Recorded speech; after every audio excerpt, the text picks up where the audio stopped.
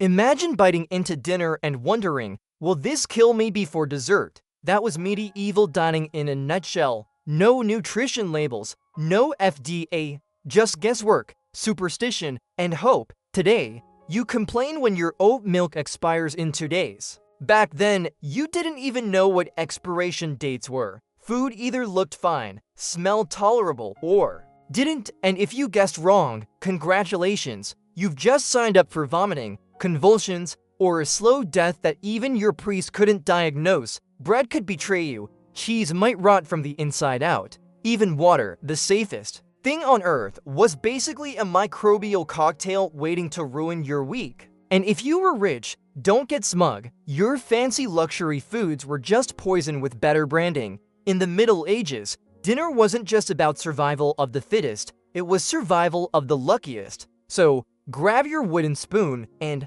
let's dig into 10 medieval foods that could accidentally kill you. 1. Why even the bread wanted you dead? Bread, the most harmless food you can imagine, soft, warm, comforting. It's the one thing you never second guess at the dinner table. But in the Middle Ages, bread wasn't a comfort, it was a gamble. The problem was rye. When rye sat damp in storage, it grew a fungus called ergot. And ergot didn't just make your stomach turn, it released toxins that hijack your entire body. Eat enough of it, and you'd find yourself twitching, shaking, or foaming at the mouth. Villagers didn't see fungus, they saw possession too. You weren't sick, you were cursed. Symptoms ranged from terrifying hallucinations to gangrene that literally blackened your limbs until they fell off. Imagine tearing into a hunk of bread, then feeling like your skin was crawling with insects, or worse, feeling nothing at all as your fingers turned into dead wood. That's not dinner, that's a horror movie. Historians even connect ergot outbreaks to mass hysteria events, like the dancing plagues of medieval Europe, entire crowds convulsing in the streets, writhing for days, sometimes dancing themselves to death, all because of rye bread. And yet, bread was unavoidable if you were rich. You ate fine white loaves made with sifted flour. Safer but expensive if you were poor, you ate rye or barley bread, dense, dark, and affordable, but far more likely to host the fungus of doom. Nobody suspected mold. Witches were burned for curses, priests preached about sin. Meanwhile, the real culprit was silently hiding in your pantry, and you didn't even have a choice. Skip the bread, and you starve, eat the bread, and you roll the dice on madness. Compared to that, gluten intolerance doesn't sound so bad. At least gluten won't make you hallucinate demons in your fireplace. But if you thought bread was dangerous, just wait until you move on to cheese, where a single bite could shut down your lungs before dessert. 2. The cheese wheel of misfortune. Cheese sounds like the safer option, right? A preserved food, high in protein, perfect for long winters, except without refrigeration. Your cheese was basically a science experiment you were expected to eat. The cellars were cool and dark, but not sterile. Bacteria thrived there, quietly turning milk solids into either food or poison. On a good day, cheese was a blessing. On a bad day, it was botulism in a wheel. Botulism toxin is one of the most lethal substances on Earth. Just a taste can paralyze your muscles, including the ones that keep you breathing. You'd sit there, conscious, aware, but unable to move as your body shut down. And remember, no one in the 14th century had a ventilator handy. Cheese wasn't just dangerous for peasants either. Nobles loved it too, but their tastes were even riskier. Wealthy households prized aged cheeses. The older and smellier, the better. But what aged really meant was left out long enough to turn into a bacterial rave. And nobody was measuring microbial safety. Mold made things worse. Today, you might enjoy a wedge of blue cheese with wine, telling yourself you're sophisticated. In the Middle Ages, mold was a warning sign, and eating it could mean you just swallowed penicillin's evil cousin. People didn't know the difference between helpful mold and deadly mold. It all looked the same. For the poor, cheese was survival food. You stored it, carried it, packed it in your bag for days in the fields. If it tasted sour, you shrugged and chewed anyway. Food was scarce, safety was optional. Pair this with rye bread, and suddenly your simple meal could deliver seizures, paralysis, or both. Dinner was a gamble, and cheese stacked the odds against you. And if you think the land-based foods were bad, wait until religion forces you to eat fish that's been rotting for weeks on end. 3. Fish Fridays, food poisoning Saturdays. Every Friday in medieval Europe, meat was banned. The church demanded fasting from flesh that left fish. Sounds holy, right? Except if you lived anywhere inland. Fish was about as safe as eating leftovers that have been in your car trunk all week. To make fish last, merchants salted, dried, or pickled it. Sometimes it worked. Other times, the fish was already halfway to decomposing before you even lit the cooking fire. Imagine peeling back the scales to find mushy flesh that smells like rotten eggs mixed with seawater.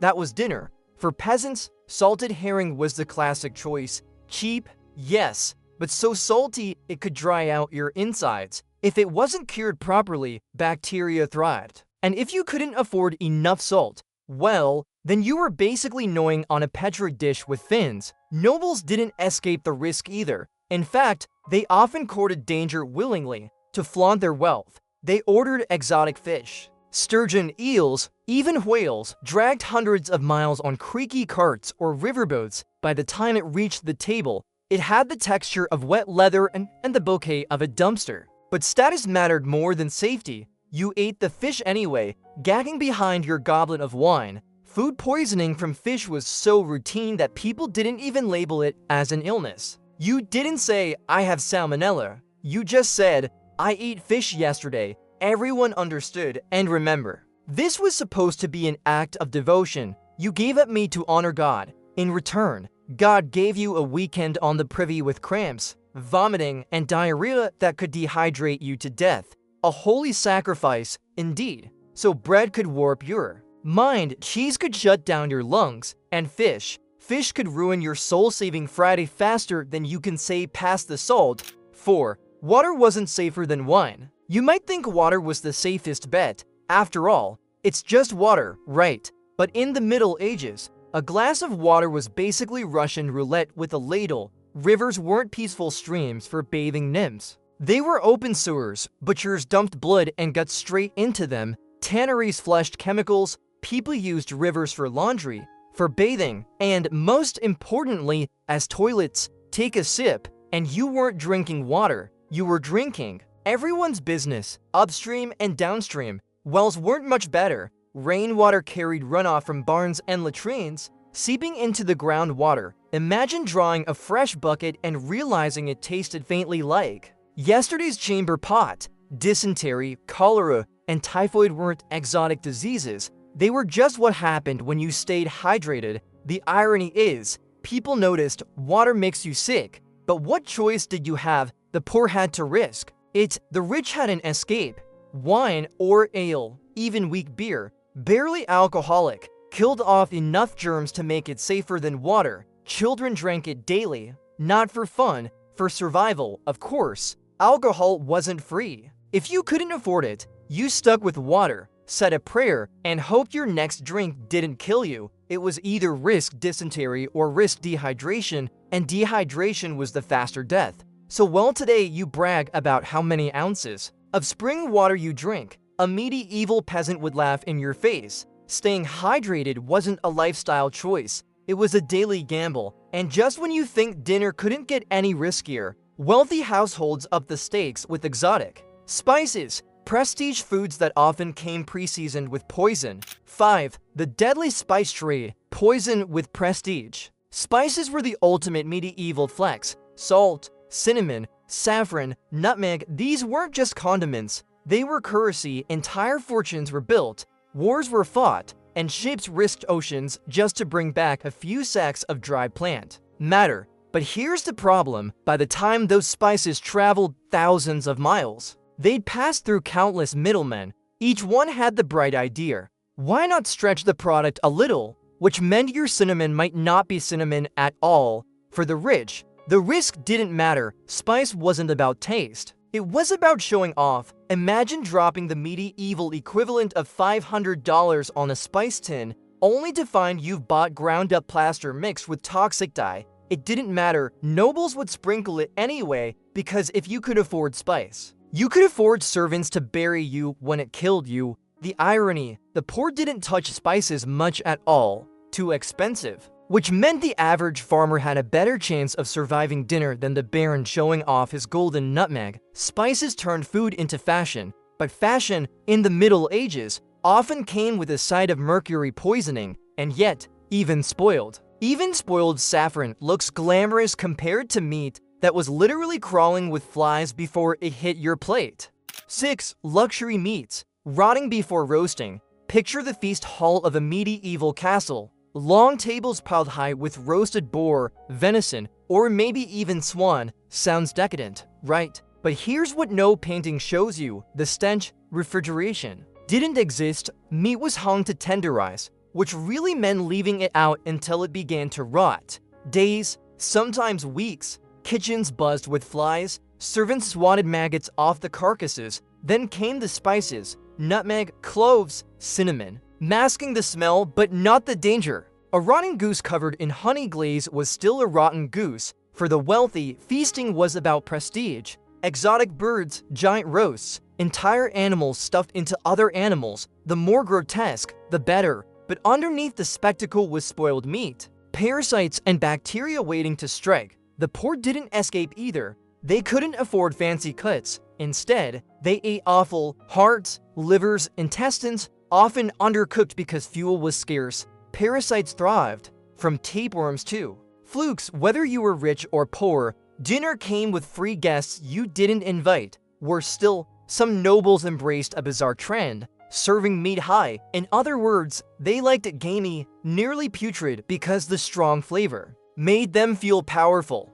Imagine bragging about how rancid your pheasant tastes. That was medieval luxury. So yes, medieval banquets looked impressive, but under the candlelight, what you were really eating was Russian roulette with garnish. And just when you think it can't get more grotesque, remember, the real danger wasn't always what you cooked. Sometimes it was what came with your grain storage. Rats, fleas, and disease baked right into your bread. 7. Grain storage. Welcome to the rat buffet. Grain was the backbone of medieval life. Without it, you didn't eat. But storing it, that was a nightmare straight out of pest control hell. Granaries were giant invitations to every rat, mouse, and beetle in the neighborhood.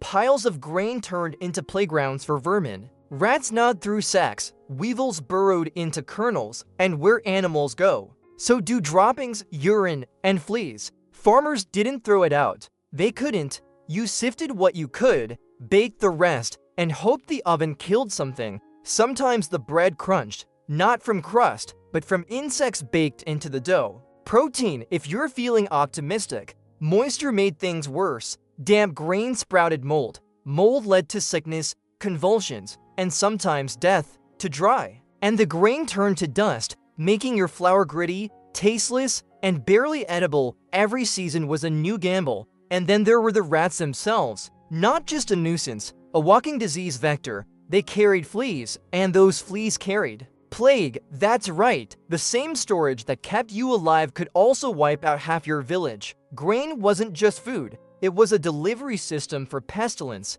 And yet, people joked about it. Vermin were part of the harvest. You weren't just eating bread, you were sharing your dinner with half the animal kingdom. Bon appetit. If bread and grain weren't enough misery, don't worry, the sweet stuff was just as lethal, because in the Middle Ages, dessert came with its own death wish. 8. Sweet death. Medieval honey and sugar. If you thought dessert was safe, think again. Honey was the go-to sweetener, praised as nature's candy, but nature doesn't always play nice. Medieval honey came with extras, chunks of beeswax, stray larvae, the occasional dead insect. Farmers strained it with cloth, but dirt and debris always slipped through. Worse still, honey could carry botulism spores. In infants, it was almost always fatal. Adults had better odds, but contaminated honey could still leave you paralyzed, gasping for breath. Sweet, yes. Safe, no.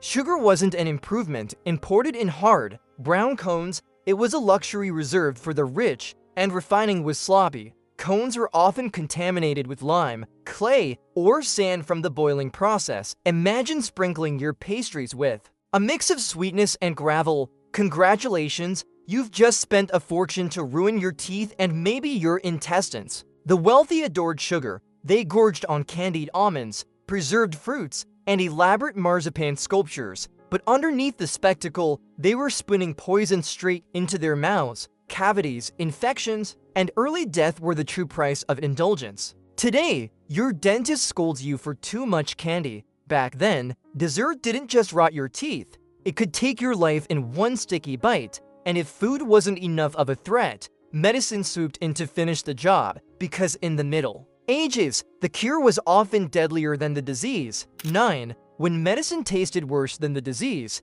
Here's the cruelest irony. Sometimes, the most dangerous thing you consumed wasn't dinner, it was medicine. Medieval doctors had a short menu of options, and most of them were toxic. Cough, try syrup laced with mercury. Fever, brew a tea of nightshade. Stomach ache, how about a sprinkle of hemlock? These weren't mistakes, they were prescribed cures, offered with absolute confidence. Herbs blurred the line between healing and eating. Sage, thyme, and mint-flavored your meals, but belladonna could also find its way into health tonics. One sip might numb your pain, a second sip might stop your heart. No one really knew the dosage. Apothecaries guessed, prayed, and hoped the patient survived long enough to pay the bill. And here's the kicker. Some of these remedies were mixed into food or wine. Your dinner might double as medicine, and your medicine might double as poison. It wasn't a separation, it was a roulette wheel. People genuinely believed these treatments worked. If you survived, it was proof of the cure. If you didn't, well, clearly the disease was too strong. Either way, the doctor kept his reputation. So the next time you grumble about bad-tasting cough syrup, remember, at least it isn't nightshade with a side of mercury.